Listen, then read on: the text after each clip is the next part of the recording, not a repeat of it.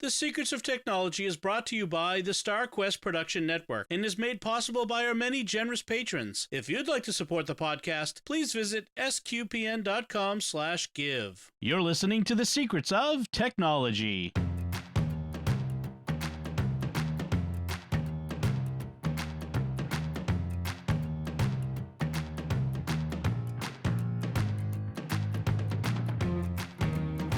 Hi, I'm Dom Bettinelli, and you're listening to The Secrets of Technology, where we discuss the technology news that's important to you from a uniquely Catholic point of view. And joining me today on the panel are Father Cory Sticha. Hi, Father Cory. How's it going, Dom? Very well, thanks. And Joanne Mercier. Hi, Joanne. Hello, hello. So just before we get started with everything, I have another one of my Tales of Technology woe. From my household. Wah, wah. My wife has had a series of MacBook Airs over the years.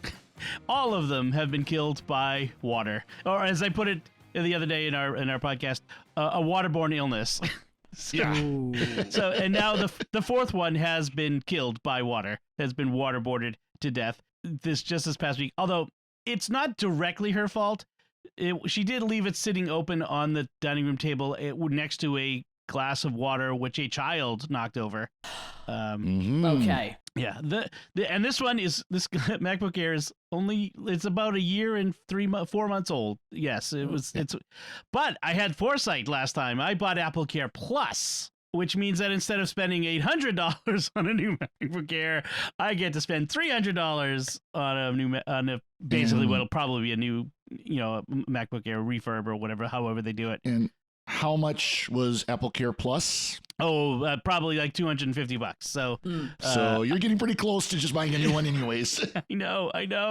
Or ordering a refurbed off of Apple instead. Yeah. I am a proponent of AppleCare Plus for big ticket items. Yeah. Because it really does save your bacon with the computers and with the iPad Pros. Yeah. I have to have it for the phone because it's the screen. No, because of the 2-year plan that I have. I have to have the AppleCare. Okay. Yeah. But other than that, it's like, no, I don't need it for my AirPods. I don't need it for my Apple TVs. I'm not going to spend the extra money. Yeah. So, but for this stuff, the big ticket stuff, if you're buying saved my bacon more than once. If you're buying a $2,000 MacBook Pro, you need it. Yeah. You need it. Because it will cost you a lot more to replace. I joke about it with this Air, but in the case like a MacBook Pro, to get it replaced, it's going to cost you a lot more than that. Right. Yeah. And even for the phone, I get it because if you break the screen, you spend $100, but it's better than having to go out and buy a brand new. Like for me, I get the Max. I get the big phone, so it's expensive. I don't want to have to go buy another one. I'd rather spend $100 on a new screen. But it's. I even with her MacBook, I even bought like a case and I put the keyboard protector to keep the water. I don't like it. Just got it got in between the case and the computer. Like I had to hermetically seal the next one into plastic. Take it, where they do the shrink laminating and have them like shrink laminate it. Yeah, so like nothing can get in it. Yeah, it'll overheat immediately. But yeah, I was gonna say including air. Well, I had asked the question of you privately. Would an iPad Pro be better because it is a little bit more hermetically sealed? It could probably do most of it, but she still wants the windowing. Okay. And that's the thing. She's used to it. If I said, look, we're not getting another MacBook Air. Here's an iPad Pro with a keyboard, case and everything. I think it would probably be okay. Like she'd probably accept it, but she's on notice. If this happens again, you're getting something else. I was beginning to wonder. Go ahead. I was gonna say, and let's be honest here. There's the more practical aspect of that couch behind you looks pretty comfortable there, Dom. You might be using it for a while. And I was wondering if she was like, taking it swimming or something, because I mean, if this is like number 4 or 5, it's like, whoa, what's the problem? Well, you guys have seen what was the Signs, the movie Signs, where Mel Gibson was in it, M. Night Shyamalan, and there was a little girl who had glasses of water everywhere. Yeah, I say to Melanie all the time, swing away, Meryl. She's got glasses of water everywhere. And plus, she leaves the computer open, sitting open everywhere, like even like on its side, propped on the floor, and it's like, just close it, just close. Ooh. She's like, oh, it takes too long to reopen. You know what takes a long time? When it's dead. Yeah. And it only takes about 10 seconds. I know. Well, when you have 3,000 tabs in your browser, then it might take a little longer. Why is my computer so slow? Maybe you should close a few tabs. So does Melanie listen to Secrets of Tech? Oh no, she barely listens. I don't think she listens to Jimmy Akin's Mysterious World and American Catholic History, but she doesn't listen to me. She listens to me all the time, so I can say whatever I want. You're safe then. Yeah, I'm safe. And I'm laughing over here, and not at her expense. It's just that she's typical of a lot of regular users. Yes, definitely. That don't realize that closing the computer is a good thing. It protects it. Right, and then closing all those tabs is also a good thing on a regular basis. Yeah. So she's using my old laptop, my old MacBook Pro that my son has been using for his math work, and he's not using it right now, obviously summer. But so she's been using it, and I've been walking around, and every time I see it sitting open, I close it. Good. And I told her, do not destroy this computer. Do not, because this is a much more expensive computer than yours. I mean, it's a several years old, but to replace it would be expensive. Mm-hmm. So her computer, I checked with Apple Care, the help rep. They were super awesome, easy to work with. Mm-hmm. Yeah, here's what happened, and they're very sympathetic, easy to communicate with. They send a box via FedEx overnight. I've packed it in the box now. I just got to take it to a FedEx drop off, and it'll be about a week before I get it back. So. That's been my tale of woe this week. Oh, so hopefully we don't have this segment very often, the Tom's Tale of Technology Woe. But let's move on from that. And Father Cory, you've got something you've been playing with and working with lately. We talked recently about Microsoft has showed off its next version of Windows that's coming up, and they've released is it a beta program? So they call it their insider program, and what it is, and anybody can sign up for it. You go to insider.windows.com, and it's really, they used to call them like pre-release is what they are. They're the almost ready to go, almost final versions of Windows. They're within, there's still a few bugs they're working on. This is kind of the, you're trying to, like a developer pre-release, they might call it. So for people who are, it's intended mostly for people who are like, they're IT professionals, knowing what's coming down the pipe because they're going to have to support it for their company. Right. It's for developers knowing what's coming down the pipe so that they can start developing their software towards it. Things like that. Of course, companies like Best Buy and stuff like that are going to be selling this equipment. They've got people who are going to be playing with it so that they can then teach their sales staff about it. Things like that. Okay. So it's really what it's intended for. It's not really intended for your day-to-day use because it's not completely ready. It does have some bugs, and I did run into a few. I want to mention off the top, too, I did write up kind of a 24-hour impression blog post on my personal blog, something other than just my homilies that I usually do. Mm-hmm.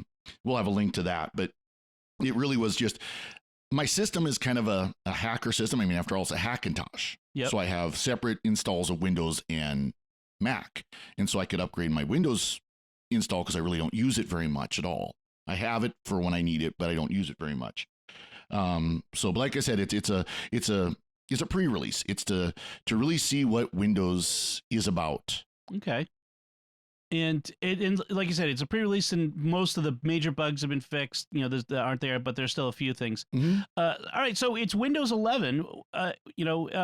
Is it markedly different? Is it? I'm going to say honestly, it's still Windows. Okay. It is still absolutely Windows. It looks prettier. I mean, it really does. It is actually a very nicely done operating system. They've changed the fonts. They made it a thicker font. I think it looks better than the old font did.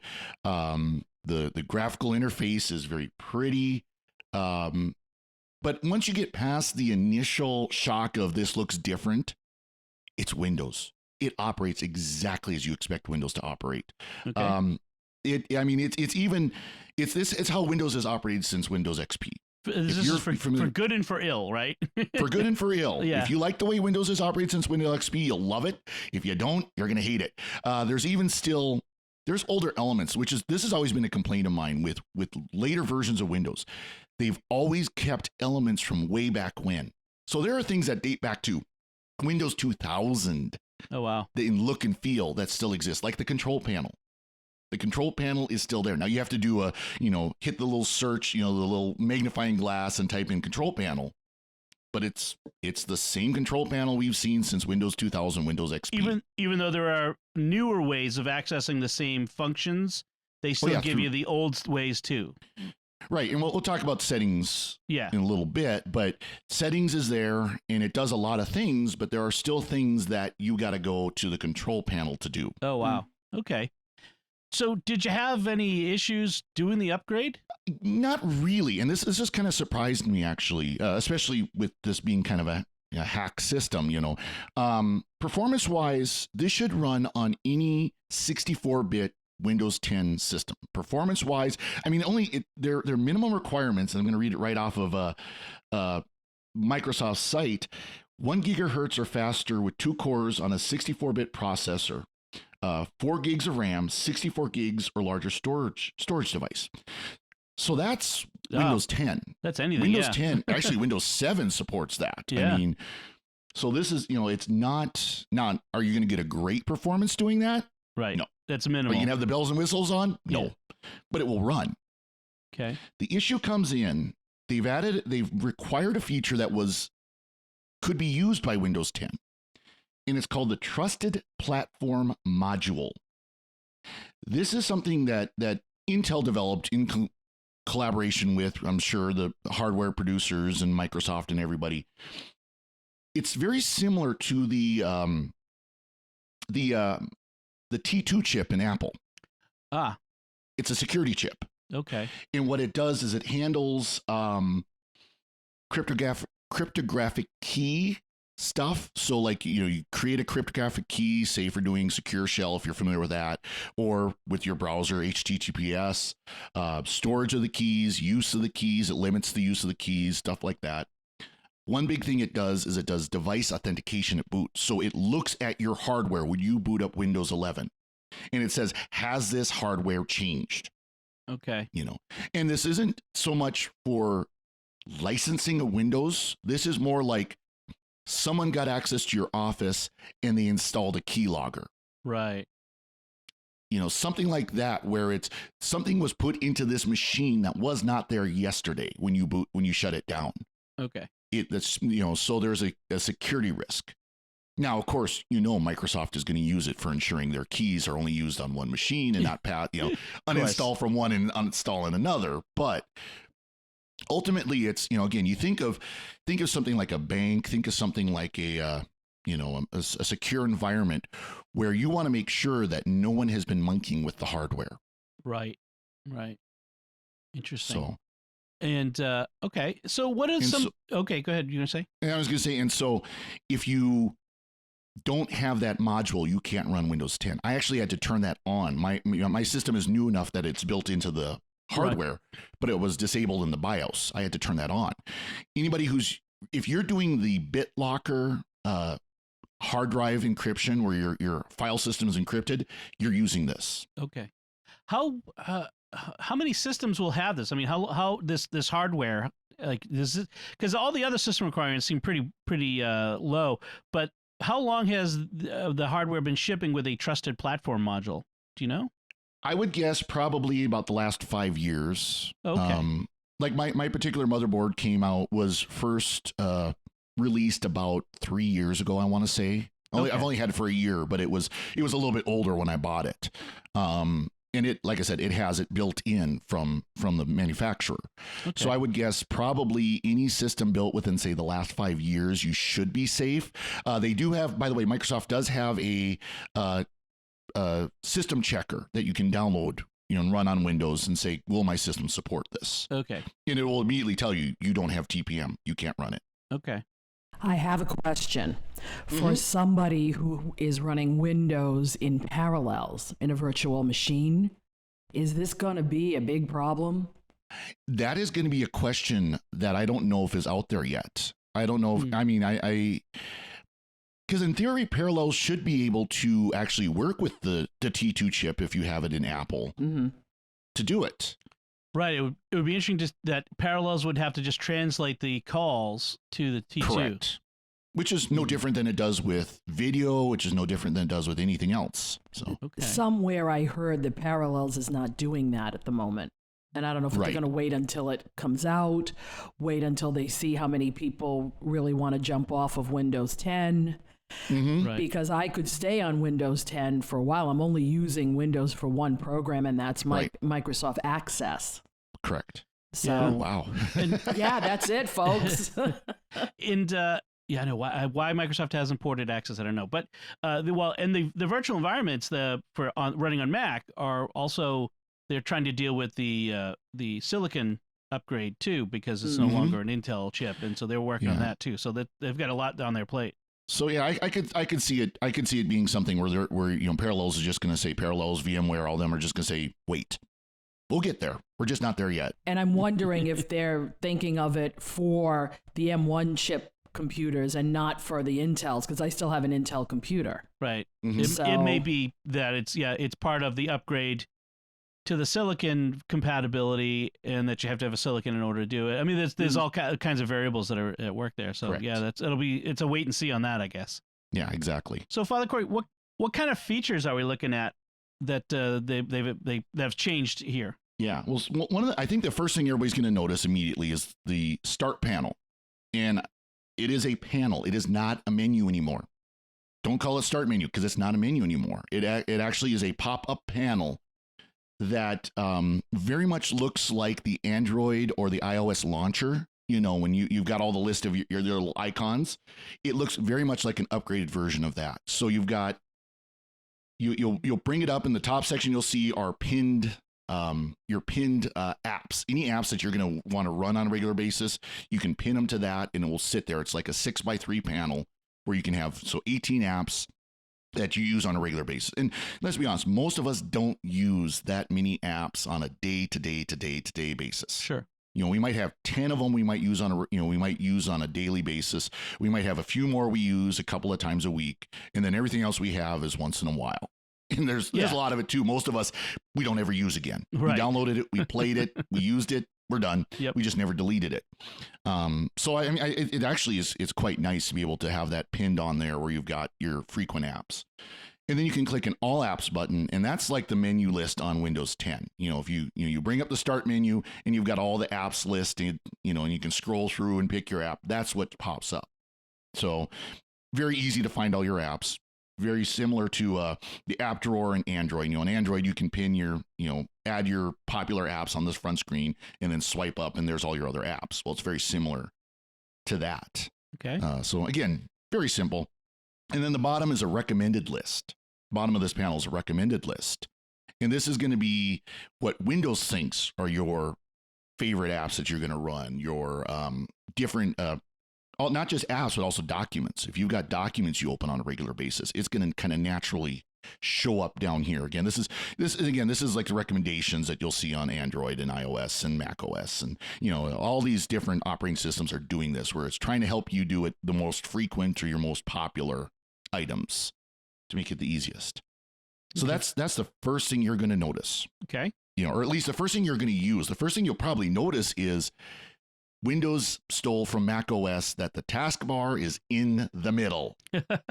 All your icons are in the middle, just like the dock on iOS or Mac OS, which is great. It looks good. It's funny where it makes sense to me now that I've used iOS or Mac OS for years. It makes sense to me. Just they're right in the middle, right in the bottom. Yes, but can you move it around your screen? Yes. Okay. Yes. All right. They you can stole put it the where idea. you want. You can put it where you want. I believe there is a setting in the taskbar that it will move all your icons back to the left, so that the start panel button is on the bottom left, where Windows always has been. Since 95, that little start menu has been on the right or the left, bottom left. You can still move it there, but you don't have to. You can leave it in the middle, and like I said, I think it works well there. But there will be people who will want that just for the continuity. Yeah. Oh, absolutely. Yeah. Absolutely, they will. And that's a smart thing Microsoft did, is they allow you to do that, where you can put it on the left. One interesting, just kind of an interest, it's really not, doesn't affect any functionality. It's look and feel. The battery, the volume, and the network icons, so like where you turn on your Wi-Fi and you turn on they're all one button on the system tray. Instead of 3. But you still, when you click on each individual section, it's the individual part. It doesn't show up a whole panel that shows all 3. So it's just kind of a different decision they made there, to make it all one button. I mean, again, it doesn't really affect the functionality. You click on it, you change your volume, or you switch which Wi-Fi you want, or whatever. So that's one of the biggest ones. Okay. Anything? Any other ones? Like I remember hearing about widgets.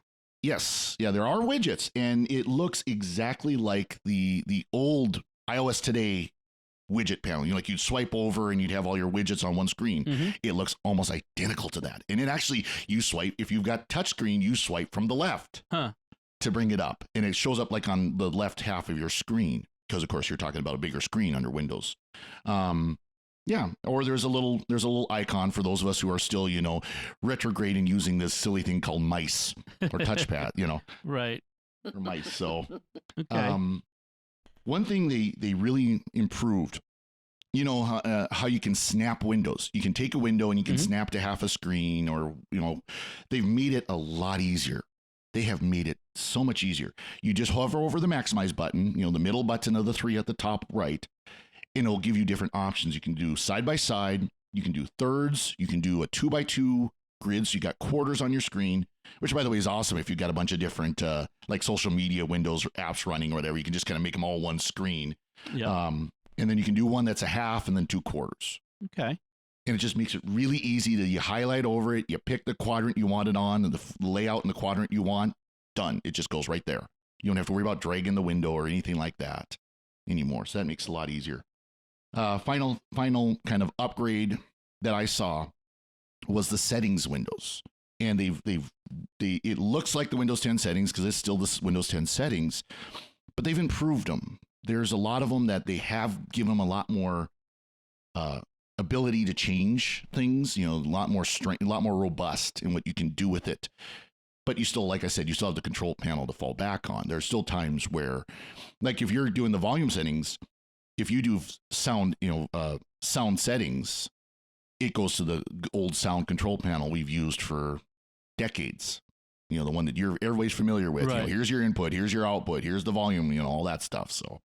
Okay. So what's your bottom line on, that sounds like Mysterious World. What's your bottom line on the Windows 11 preview that you're looking at? I would say that if you're in Windows and you're running Windows 10 right now and your system can support it, it's worth upgrading. It really is. I think it if nothing else, just again, the look and feel and the usability stuff that they've added into Windows, I really think it is worthy of upgrading. I think it'll help with productivity. I think it's just easier on the eyes. I mean, Windows 10 looks decent, but I really think this looks better. I think it's going to work better. However, and here's the caveat, wait. Unless you have a specific reason why you need to upgrade to Windows 11, wait 3 months, wait 6 months, maybe even wait a year. Mm-hmm. Let them get the bugs out. Let them get things figured out. Let them get a major release, 11.1 or 11, whatever they're going to call it, 2021 H1 or whatever they're going to call it. Let them bring out bug patches. Let them fix some issues that are going to arise.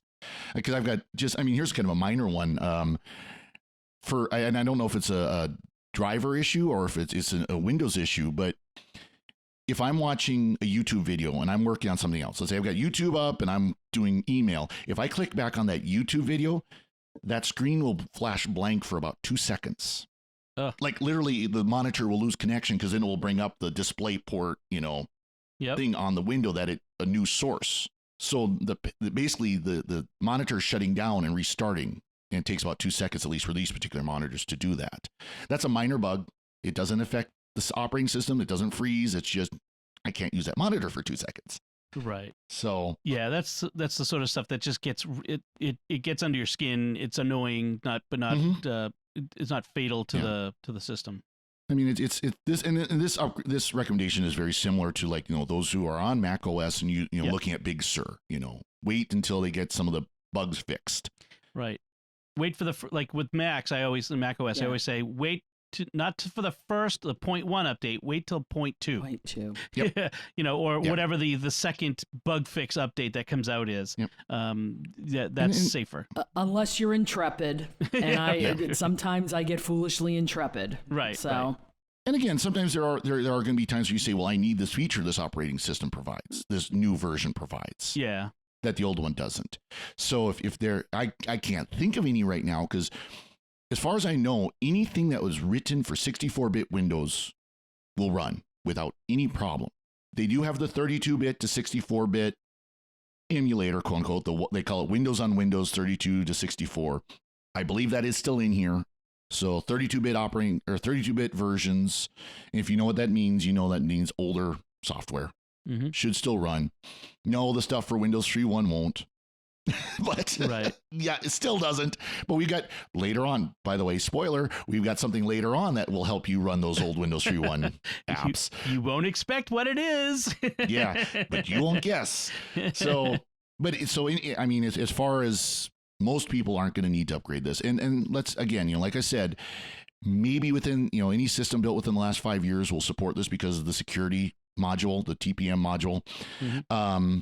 If you got an older hardware than that, the only way you can upgrade might very well be buying a new system. If you've got a Windows box that's older than 5 years, you're pushing it anyway. Yeah.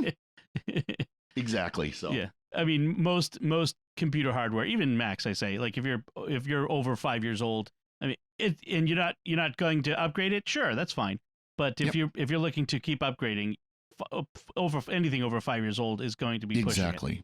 Exactly. All right. Awesome. Well, thanks, Father Cory. That's a good preview, and I think it gives people a good idea of the practicality of what they can expect. It sounds like, like you said, they've hired some designers who put some thought into it, and it's still Windows, but that's like we said, for good and for ill, it's still Windows. Yep, exactly. So, awesome. Great. All right, before we move on, I want to thank our patrons who make it possible for us to create the Secrets of Technology, including Nathan S., Joseph H., Jeff H., Tom B., and Thomas S. Their generous donations at sqpn.com/give make it possible for us to continue the Secrets of Technology and all the shows at StarQuest. You can join them by visiting sqpn.com/give. And just as a reminder, SQPN is a 501c3 nonprofit, and that may vary for you depending on the meaning of that, but depending on your tax circumstances, it may be tax deductible, your gift. All right, let's talk about some headlines. Speaking of Windows, Microsoft, within the last week or so, issued an emergency Windows patch to fix a critical vulnerability. They called it Print Nightmare, and it's because the vulnerability is in the print spooler code. There's the Windows Print Spooler service, so it's a printing part of the system, right? And because apparently some security researchers accidentally published the exploit for it, and then Microsoft said, hair on fire, let's write some patches. And these patches, first they got them out really quick, but they for a lot of systems, including stuff that they're not normally supporting anymore, which shows you how significant this is. Yeah, and it's interesting. I don't know if people realize this, but when you print something, it goes to this print spooler, which is the buffer that it stores in. Well, that can also do networked. So you could have one computer. Let's say you've got, your main computer at your house has a printer attached to it, and you could have all your laptops hooking up to that and printing off of it. Mm-hmm. Well, that's where they found the flaw. That's where the bug is in that code that handles the requests from your laptops to that main computer. Right. And this is a big one which allows it to execute, install programs, modify data, create new accounts with full admin rights. I mean, this is the keys to the kingdom sort of exploit. So if you haven't updated yet, definitely you should You should run the security updates and patch your Yeah. system because this is a bad one. Yeah, and it goes all the way back to Windows 7. Yeah, they're updating everything. So awesome. So the next one is we've talked about before about how since the lockdown and people were working at home, more and more companies, more and more people are getting into the idea of like I don't need to be in an office to do my work, and a lot of former flyover states are. Or they're still flyover states, I suppose, but they're saying, hey, look, you don't have to live in California or New York or, whatever to work your great job. Come check us out. And so more and more states are putting out these incentives. And I like this one. West Virginia is offering $12,000 cash plus a free year of outdoor recreation. And some other things, too, like they're giving them free co-working spaces and like all these incentives. And I have to tell you, I used to live in Ohio on the Ohio River, right across from West Virginia. And West Virginia is a beautiful state. Yes, it is. And if you like the outdoors, it is a great place to go. There's a great scout adventure camp there called Bechtel, which is, and there's some really, it's just an amazing state. It just doesn't had, it was mostly coal mining and steel production for so many years, and it hasn't had the more modern infrastructure brought in. But it's a great place, and there's and the incentives are right now for specific towns. They kind of focusing on specific cities and towns. But Morgantown is one of the cities, and the University of West Virginia is there. I mean, this is not this isn't the backwoods and the hollers. So I love this idea of these states, saying, hey, bring your big city salary. You can get a great house, in the country and live in a beautiful place. Well, being one of these people who live in the flyover state, this is a blessing and a curse. I mean, because it does bring money into economies which often are very depressed. I mean, here in Montana, we're doing well, but it's only one harvest away from, farming harvest away from that being different. And so this is a more stable income. But there's also the negative side, too, is there are towns here in Montana that locals are priced out of. Some of these cities like Missoula is a big one. Missoula's right on the edge of Montana. It's on the western edge of Montana. Kalispell's another one that's kind of, of course, these are all the ones that are in the mountains. They're the pretty places.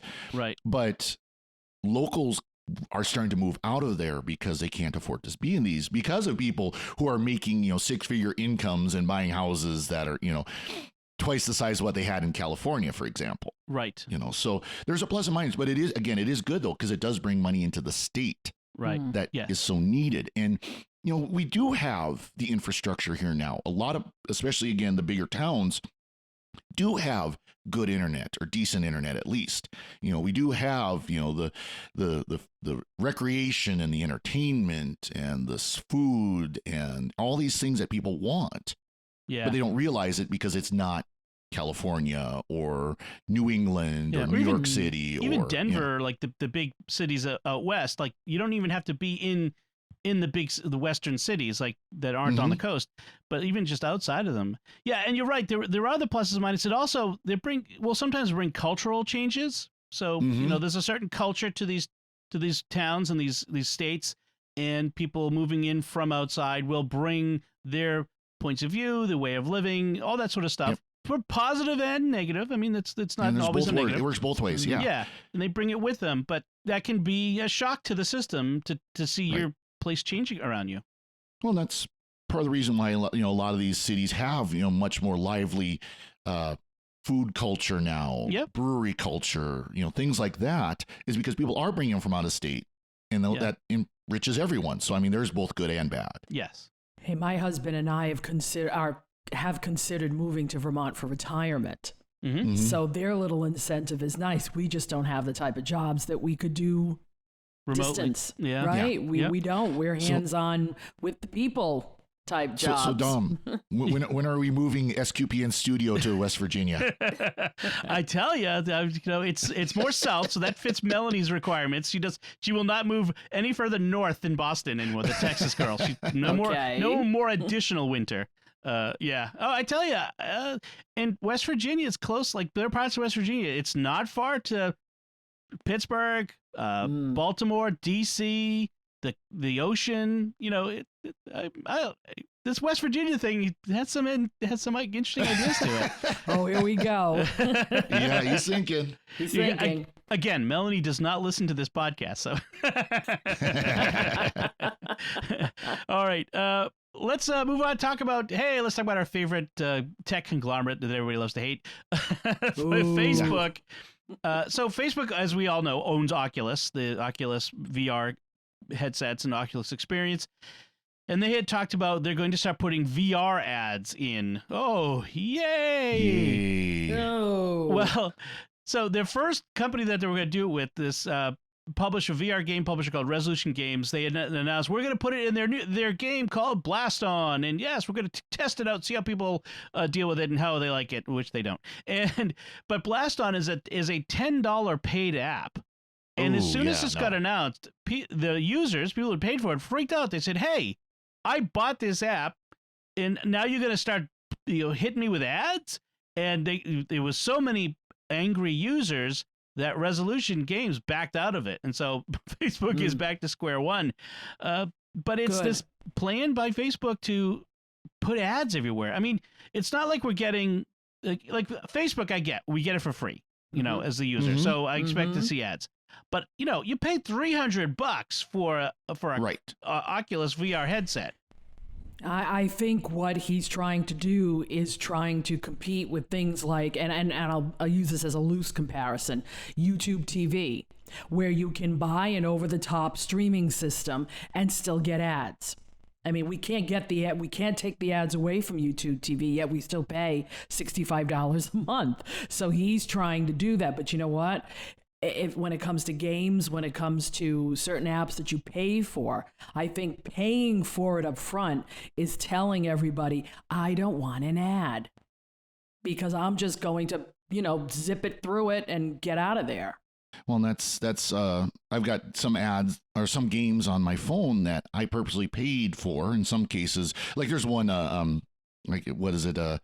There's one or two of them where it was literally you buy, a $1 character for this game or whatever, and you don't have ads ever again. And there's some of them where like Microsoft Solitaire where you pay an annual fee, like $10, and something like that. And it's just like, do we really have to have ads everywhere? I mean, seriously, Facebook, you make enough money. You don't need to put ads everywhere. Stop it. Well, as my husband would say, the CEO needs a third yacht. We got to get Zuckerberg a new, what is that wakeboard thing with the flag? I don't know if you guys saw that on July 4th. He had an Instagram video. Yeah.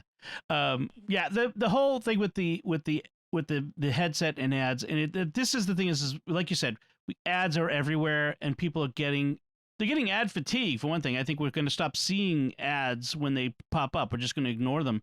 But if you're going to put ads, put them in the free stuff. If it's a free app, show me an ad. Okay, I'm getting it for free, whatever.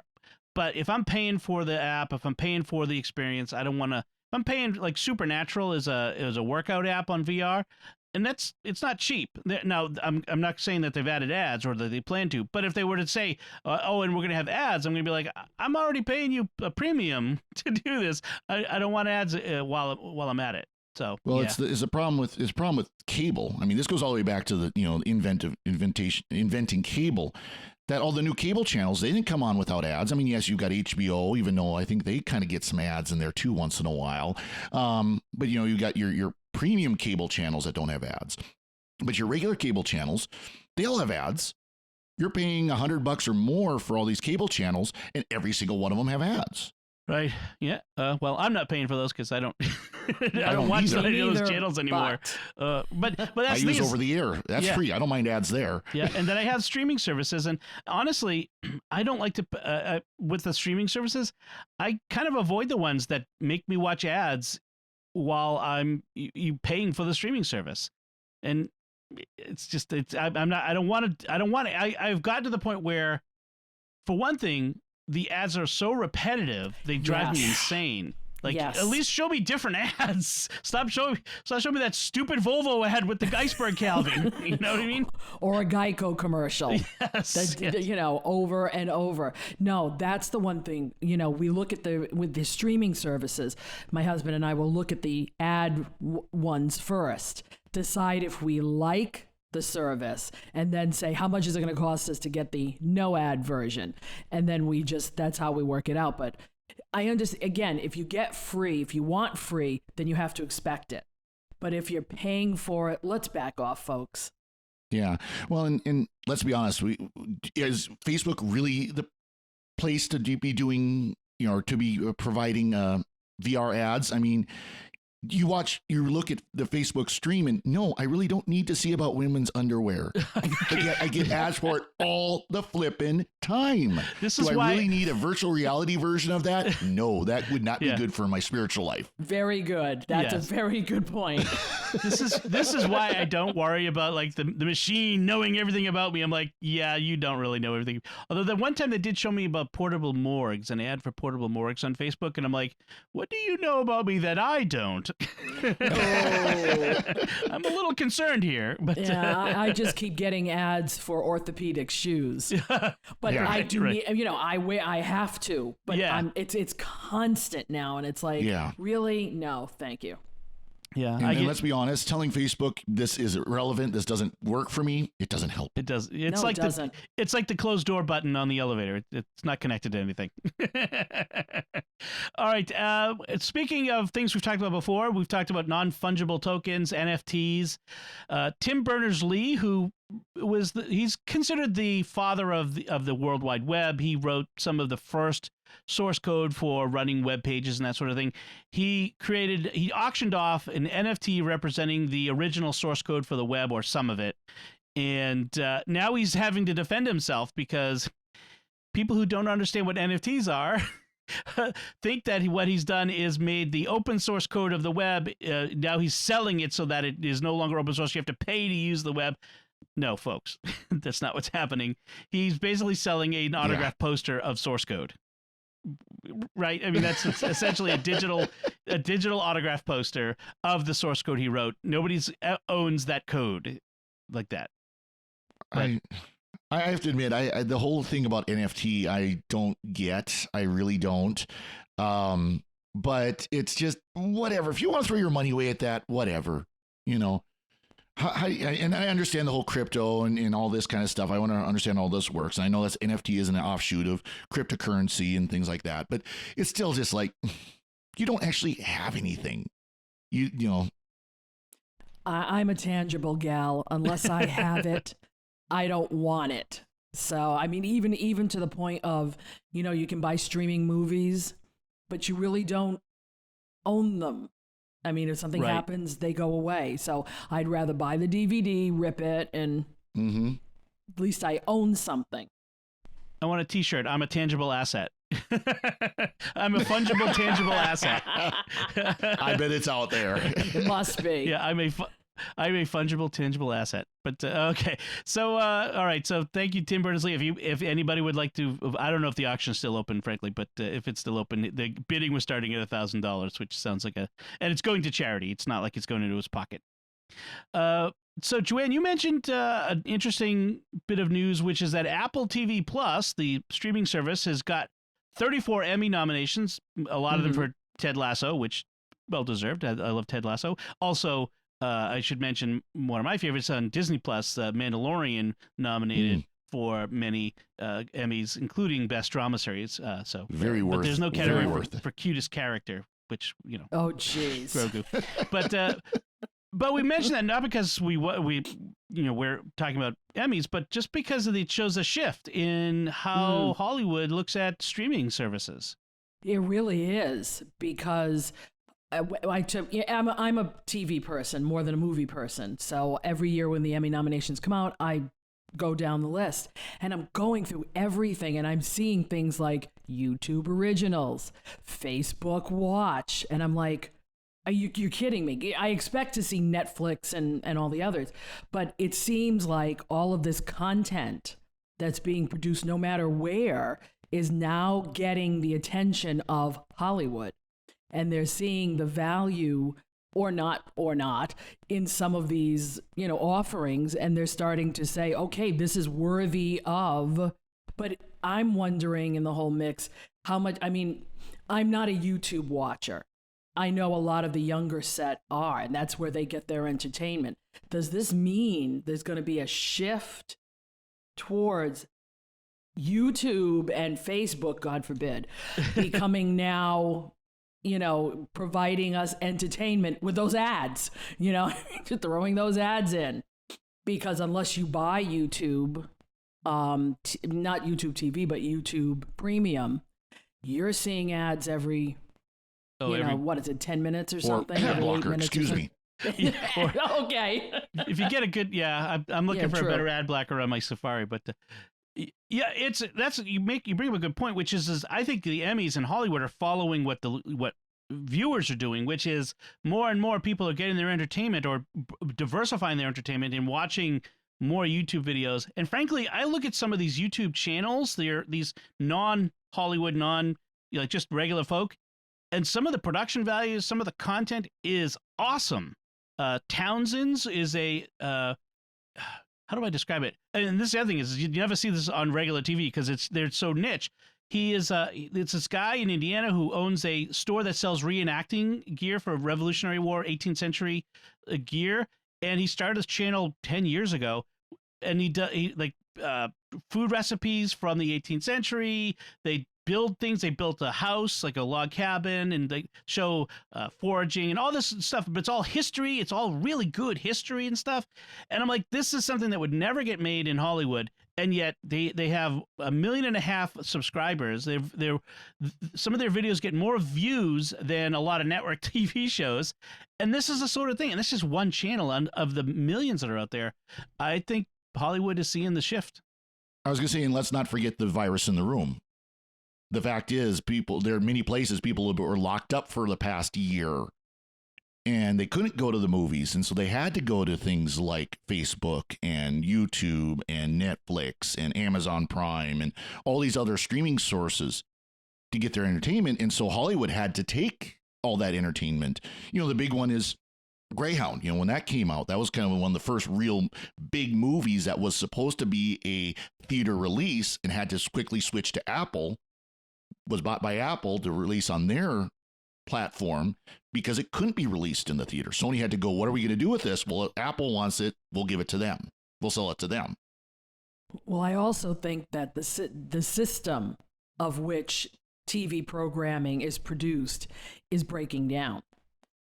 And it's been broken for a while because, and I'm sure both of you can attest to this, there are shows that come on the air that are really good, capture your interest, but because commercially they're not doing as well as advertisers or Wall Street expectations would like them to, they disappear. Now, I have one right now that I've watched the last couple of years, and this is a weird show for a lot of people, Zoe's Extraordinary Playlist. Okay, now I'm a creative and I'm a musician, and the premise of the show sounds, interesting, that she has this ability to hear heart songs being sung in people's heads, and they do whole big productions over it. But the storylines have been really compelling. And NBC has disposed of it after 2 years, and now it's trying to find another home. It can do that now because of streaming services. Before, they would just disappear and be like one-hit wonders on the radio. But now they can find another home. And this show picked up a bunch of nominations. So it is a quality show. I mean, some of the other direct you see, like reality TV, getting all this, I look at that and I go, that's just direct. Why is anybody, because it's not, reality TV is not real. I mean, I don't watch over-the-air television much anymore. I have an antenna and I've got my TV hooked up to it. But, I watched the All-Star game last night, the baseball All-Star game last night. I watched live sports, over the air. But it's, Dom, you mentioned The Mandalorian. I mean, that was an absolute breakout hit. What channel would have picked up The Mandalorian, even knowing it's the Star Wars universe? None. What channel would have picked up some of the Star Trek? I mean, they had a hard time getting any Star Trek back. And now we've got a whole bunch that's coming out. Now, we disagree with some of it, but it's coming out. Yeah. And there's all these networks are starting to realize, and that's kind of the hope for Stargate, by the way, now with Amazon buying MGM, that we'll get new Stargate. And we'll have more of that too. So there's more and more television are coming out on these streaming services that the networks wouldn't take care of. They wouldn't touch. You know what I find interesting is the networks, some of the networks are starting to shift established shows from over the air to their streaming services. Yeah, So Peacock. CBS, well, and CBS has Paramount Plus. They recently announced their renewals and cancellations for next year, but they're moving some shows like that are in their 4th or 5th season. Like the one that I really like is SEAL Team. They're moving that to Paramount Plus, which is an interesting move because what that does is it takes an established audience and says, you know, hey, you like this show. If you're going to keep watching it, we're not going to cancel it, but you're going to have to subscribe to Paramount Plus to keep watching. I mean, I'm going to have to. I have to have Paramount Plus anyway for Star Trek, for Secrets of Star Trek, but. You know, that might be a reason for me to go and subscribe to it. I might be a little annoyed having to subscribe, but that might be something that would drive me over there. That's what they were going to do with Zoe. They were going to take Zoe from NBC to Peacock, but then Peacock also passed on it. Oh, interesting. So now it's a matter of shopping it around. I wouldn't be surprised if they decide to open up a YouTube channel because there is a large following. And then Nielsen tries to do all of this, you know, data the ratings crunching. Yeah, the ratings people. They try to do it, but a lot of people discover shows nowadays 2, 3, 4 years later on, and they're binge watching. You know, that's a whole other way of doing it. That it was actually shown when Manifest was a show on NBC, just finished its 3rd season, I think it is. Yeah. And got canceled. At the same time, it showed up for the first time on Netflix. The first 2 or 3 seasons. Forget if it's the third. Probably 2, yeah. And it was one of Netflix's top shows that month. And it's like, so you've just canceled this show, and people are loving it on Netflix. Huh? I wonder, is Netflix going to now pick it up? That's the interesting question. But it shows you that it's not a simple question of people watching it on broadcast. Right. And going back to Star Wars, look at Clone Wars. I mean, Clone Wars had kind of a start and stop about, was it twice? Like they did like the first 3 or 4 seasons and then it stopped, and they did another season and it stopped, and they did the 6th season and then it got canceled and then moved to Disney Plus. And then you get people like me that like, oh, this is great. Why didn't I watch this when it was on? Because I thought it was a kid's show. And now it has a 7th season that completed the storyline and led now to Bad Batch, which is season 8 of Clone Wars, Essentially, yeah. Well, and that's the thing is Disney Plus. I mean, Clone Wars was on like the Disney XD or some cable channel in the depths of your cable box, whereas channel 250 something, you know. Right. Whereas you intentionally subscribe to a streaming service and you get all this premium content from it. And then this is there as well. I think it's changed the economy. It changes the way of people look at their streaming entertainment, their TV type entertainment, TV and movie type entertainment. And this is the Emmys are a following indicator of how things are changed. And so it'll be interesting to see how that goes. So our last little bit, because we promised that we have to tell you, how do I run Windows 3.1 if I can't run it on my PC box? Well, if there's an iOS app, literally iOS app for your iPad, there's an app called iDOS2 that was invented or was programmed to play classic DOS games on your iPad. Well, a couple of guys have figured out a way to install Windows 3.1 as an app inside this, as a system inside this app on your iPad, and then you can install Windows apps inside that. It's amazing, and they said it runs pretty good. Yeah, well, I'm guessing it's this iDOS is like DOSBox, if you're familiar with that, where it emulates quote unquote DOS within modern operating system. So it's kind of interesting to think of these old Windows 16-bit apps running on a Mac or on an iPad. Yeah. Now, I'm surprised this got past Apple. And as the article says, while you can still get it. Mm-hmm. Right. That's the big thing. I just don't know. I mean, I would probably put it on for kicks But I looked at how the step-by-step process, and I went, oh, wait, that's way too much time to invest in Windows 3.1. But I mean, if there is a will, there's a way. And I have a feeling a lot of this retro stuff, not just this, but other retro things, are going to come to the iPad because it is that type of a device where you can put it on there and it can still run, but it's a new thing using old stuff. iPads are deceptively powerful computers. Oh, yes. They are. Especially the new M1s. I mean, these are extremely powerful computers, and this kind of shows it. I mean, writing this stuff in emulation. The one caveat is you have to have a valid Windows 3.1 install. So there are ways to get that. And not the 30 discs that we used to use to put it in there. Right, you'll need image files that you drop into an iCloud folder.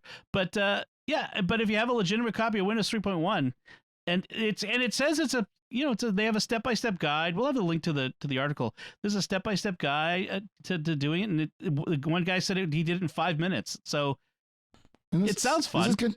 Yeah, this is kind of interesting because retro gaming is a real thing now, and there's a lot of things that came out for Windows 3.1 that you, as I said, you can't run on Windows 10, Windows 11. Yeah, it just they've completely removed that capability. Any 16-bit or before apps can't run. You can't run DOS. Yeah, I saw them running anymore. Civilization 2 on the iPad. I'm like, oh, an old love that I would love to. The old SimCity. I used to love the old SimCity for Windows. Yeah, and Jack, who's also with us, often on Secrets of Tech, Jack Rarzini, he's a younger guy, and he likes checking out these older systems that predate his time. He's one of those young fellers who's too young for the old stuff, but likes to check it out. And I love it. I love keeping this stuff alive. So that's great.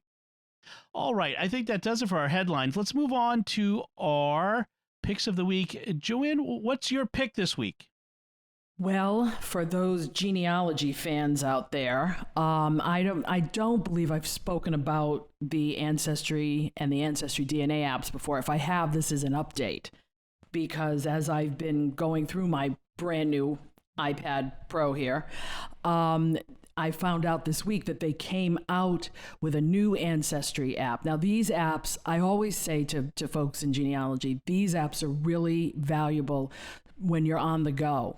Because sometimes you're somewhere having a conversation and you can't it's like you don't remember everyone who's in your tree, especially if you have 7,000 like I do. So you can carry the tree around that you have. You can carry your DNA results around with you if you like that sort of thing. But now they've created for iOS a widget. So now you can put an Ancestry widget on your front page. It will do a number of things. It will show you dates, especially from your tree of your ancestors, events. They call it events. So particularly in mine right now, in 3 days, one of my uncles will be the anniversary of his death. For me, that's something that I would like to commemorate and like to have around with me. Others, your 22nd great-grandfather and mother got married. Okay, maybe you don't want that. But having these events for a genealogist sometimes spurs them into, ooh, I haven't looked at that line of my tree in a while. Maybe I should go out and, do some more research. So these are things, this is really, inside baseball stuff for genealogists, but I think sometimes they miss these apps. There are lots of apps for lots of things, and if you're in Ancestry, if you've done your DNA, you're at least insured a tree, whether or not you subscribe, to Ancestry on a regular basis. So this could still be a valuable app for you in your genealogical research. So I just figured I'd bring that to everybody's attention. Just with and I love the fact that it has a widget now. Yeah, that's awesome. There are lots of widgets I've seen so far, like, I don't know if I'd want that on my... But this one seems to, for me, and what I do seems to work. The apps themselves are free, and they're available for iOS and Android. I'll have a link to the page at Ancestry.com where you can get both. So that'll be good. Awesome. Great pick. Father Cory, what's your pick this week? So, we talked earlier about ads and these free services like Facebook, and there's more and more concern about how your data is used by these free places, especially like Google. I mean, that's the big one in the world. And of course, Gmail is arguably, I don't know the statistics, but I'm pretty sure it's like the most used email service like ever and will ever be. But people are expressing legitimate concerns, not just about the free version of it, but also like the paid apps version and things like that. How is Google using this data? Is it really secure on Google's servers? Are they, mining it? Things like that. And that's been a concern for a while. So a group of people who worked at CERN, which is the European Organization for Nuclear Research out of Switzerland, developed their own email service that is now available for free. There's paid tiers, but it's also available for free on a lower tier that is completely encrypted. So that it is, according to them, it is encrypted on the server. They have no access to your data whatsoever. And if you send an email from one user to the other, that's encrypted as well. And then the name of the service is Proton Mail. And the idea of it is, like I said, it's encrypted, it's secure.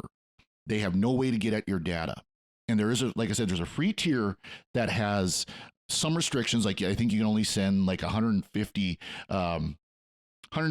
emails a month, which for most people is going to be, if you're only sending an email a day, that's only 30. But the idea, of course, is you can't use like bulk. You can't use, you can't just spam out, messages. I pulled up 150 emails. Excuse me. Let me rephrase this. It's 150 messages per day. Oh, wow. I'm sorry. If you're sending more than 150 messages per day, you probably should pay for this service. Yeah. If you pay for an advanced tier, that's unlimited. You get 500 megs of storage on the free one. You only get one email address, one user, limited support. They do have calendar service. Again, you only get one calendar for the free. They do have a version like Google Drive. They've got Proton Drive, they call it. You have to pay for that one. But the lowest package is like $48 a year. So it's cheap. And that actually lets you set up your own domain. So if you want to, like I've got my frcory.org domain, I can set it up so that, and that's what I'm looking at it for, is to move that email from Google to this, because that's my primary email address. And of course, the more you pay, the more users you can have, the more custom email addresses you can have, the more storage you get, and it goes up and up and up and up. So they've got several tiers that can fit with what you need. So it's the biggest thing, though, is the security. It is designed to be completely secure. Your data is yours. It's not Google's. It's not Facebook's. It's yours. And the servers are based in Switzerland, so that's correct. Yeah. So there's not the issue of other countries, because Switzerland is a neutral country, even within the EU. EU rules don't apply there because of the way the country, the treaties with other European countries work with Switzerland. So it's very much, if you're concerned about what Google is doing, what even Apple, there's some concerns with what stuff Apple does. This is a way that maybe you can get around that. They have apps for Android, iOS. You can set up your SMTP, or your direct sending, your direct receiving, all that kind of stuff. So that's cool. Again, it's worth checking out again for your email if you're really getting concerned about Gmail, especially, but any of those free email services. So they're encrypted. The emails are encrypted at rest, so on the server, in transit. So when they're going from one to another, they don't track or log any personally identifiable information. So their logs don't track your IP address when you've logged in. You can set up self-destructing emails that, after a while, this message will self-destruct in 30 seconds, Mr. Phelps. The secretary will disavow all knowledge. Cool. That's really cool. I'm not as concerned yet, but it's good to have this there if you get to the point of concern. And I've been looking at Proton Mail for several years. It might be something. I'm starting to get to that point with Gmail, and also the concern is I still have one of the grandfathered Gmail apps, accounts. Yeah. Gmail accounts where it's I don't have to pay for it because it was when they first released it for nonprofits. And I'm kind of, or not nonprofits, but, for personal use. It's there, but I'm waiting for the day when they say, no, now you got to start paying for this. And of course, there's a lot of data there that I want to hang on to. So. All right, good. So my app is another one of those little menu bar apps that I've been doing for several months now, that Father Cory called me on. So I'm now going through it. This is a new one I picked up called Open In. And just right off the bat, there's several ways you can get it. You can buy it from the Mac App Store. You can download it directly from their website. And it's also available in SetApp, which is, as I've said before, like the Netflix for Mac apps. So if you've already got SetApp, you've got this app already. What it does is when you double click on a file on your Mac, and it usually has an extension, like if it says CSV, it will open up automatically in whatever program has told the system first, these sorts of files belong to me. So if you double click on an XLS file, it'll open in Excel. But a CSV, comma separated values file, can be opened in a lot of different apps. And I usually want to open it in Excel, but Numbers at some point told the Mac, no, these belong to me. And so I'm constantly having to close it, reopen it. And well, what Open In does is it lets you change the default app for different files. And not only change it, so when you click on the files with these extensions, it'll pop up a little menu and says, pick which one you want this to open in. So I can say, right now I want to open it in Excel. And next time I might want to open it in Numbers. And you can also add specific extensions. So I talked about the app, the text automation app last week called Bunch. And it creates text files with the file extension of bunch.bunch. Well, that's not a standard system. I want those to open in BBEdit because I want to be able to edit them when I do that. So I set up a Open In default to open in BBEdit. You can have things like open mail things. You can have default browser things. You can all kinds of apps in all kind. It's the interesting thing is if you ever feel like if you want always open up JPEGs in Pixelmator instead of Photoshop or Preview. Sometimes people want PDFs to open up only in Adobe Acrobat instead of in Preview or other apps. So it just gives you that option. So I have 4 different PDF apps on my computer, and sometimes I want to open a PDF in a different app than the default. So this is a great little app that lets you do it, and it's pretty straightforward, and it just works, and that's the best kind of app there is. You're going to make me spend my money again, aren't you? Or just get SetApp, Joanne. I'm sure you probably have half a dozen apps that are in SetApp already. Okay. And so if you just go to SetApp, you'll never have to pay to upgrade those apps again. So That was my reasoning. So I'm resisting a lot of these just because, again, my system is it is a hackadosh. It is a hack. I don't need to make it even risk making it more unstable. It's been perfectly stable, but I don't need to take the risk of making it unstable because of that. You mean like I do all the time? Yes. Yeah.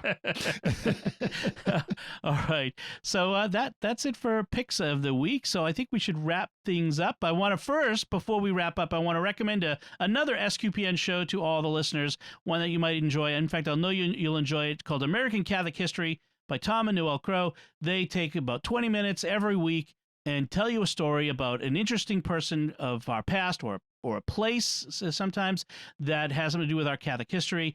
This week they just did on John Wayne, who was a Catholic at the end of his life, and all of his kids and his multiple wives were Catholic. I don't think he was a good Catholic in his life, but he became Catholic at the end of his life. His grandson is a priest in Orange County, California.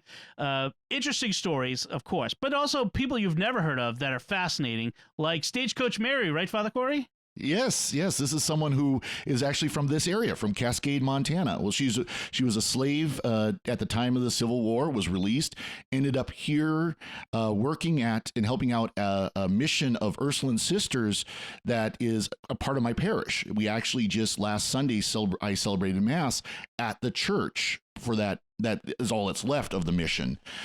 So you can hear about her. She was... A character might be a nice way to put it. She took no guff from no one. I mean, she gave some bad people some beatdowns at points. She got fired from the mission because she pulled a gun on the janitor. Nice. Worthily so, but still. Yeah, he deserved it. But yeah, and but she was a stagecoach driver and postmaster general of the town and all sorts of interesting stuff like that. So, and was given. Oh, by the way, and was given special permission by the Cascade mayor to go into bars when women weren't allowed by Montana law. Yes, yeah. So if you want to hear about Stagecoach Mary, John Wayne, all kinds of interesting characters, people, over 100 stories so far. They've got 100 episodes. Check out sqpn.com/history or look for American Catholic History wherever you get your podcasts. All right, so that's it from us. You can let us know what you thought of our discussion, any feedback you have for us. We love getting your feedback and discussing it here on the show. You can comment on the show at sqpn.com/technology or the SQPN Facebook page, facebook.com/StarQuestMedia, or send an email to technology@sqpn.com. And you'll find links from our discussion and our picks of the week on our show notes at sqpn.com. Remember to like each episode of Secrets of Tech where you find it on Facebook, retweet them on Twitter where we're at SQPN, leave us comments wherever you go. Until next time, Joanne Mercier, thank you for joining me and sharing the secrets of technology. Thanks, Dom. Father Cory Sticha, thank you as well. Thank you, Dom. And once again, I'm Dom Bettinelli. Thank you for listening to the Secrets of Technology on StarQuest.